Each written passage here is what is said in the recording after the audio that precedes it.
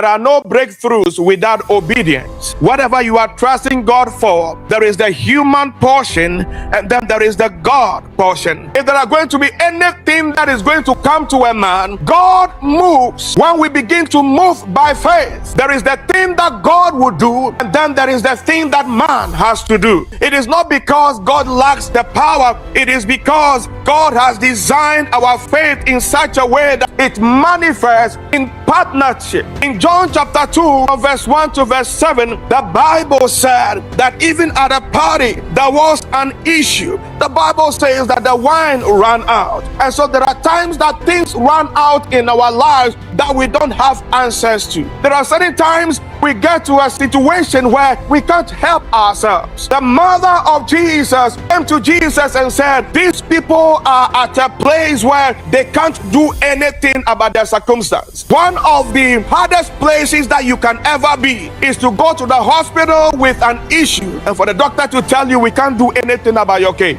Is to go to a man or a woman that you are desiring for some help and for them to say that I cannot help you. The reason why most of us really don't run after God is because we have options. Many of us begin to look for God when we have no other options. When you get to John chapter 2, it is such an issue that the wedding planners had no solution to the problem. Luckily for the couple in John chapter 2, they knew Mary, they knew Jesus. There are two provisions in John chapter 2 verse 1 to verse 7. The first one has to do with the human, your ability to cook.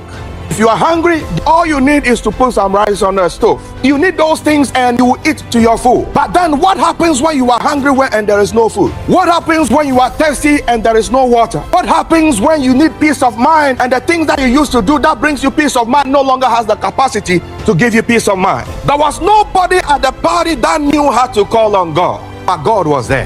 How are you in the same house with a God that has the ability to replicate what nobody else can? And all that is happening is let's go to this doctor, let's go to this person, let's go to that person. Somebody is yet to go to Jesus and say, we need you at this time. It is never too late to call on God no matter where you are in life. Mary had to go to Jesus and say there is something that needs to be done. The wedding planners didn't consult Jesus from the very beginning, but guess what? It doesn't mean that you have to be full of pride and ego and refuse to pray to God. Prayer is letting down your ego, because whoever goes into prayer is saying that I don't have the solution to the problem. The Bible said Mary came to Jesus and said, Jesus, we need you to do something. We didn't start with you, but we want to end with you. We didn't start with you. We can't be sustained without you. The Bible said, and Jesus said, fill the pots with water. Every miracle has the God component and the human component. That whatever you are praying for, there is the human component and then there is the God component. What you do determines whether you believe God can do it or not.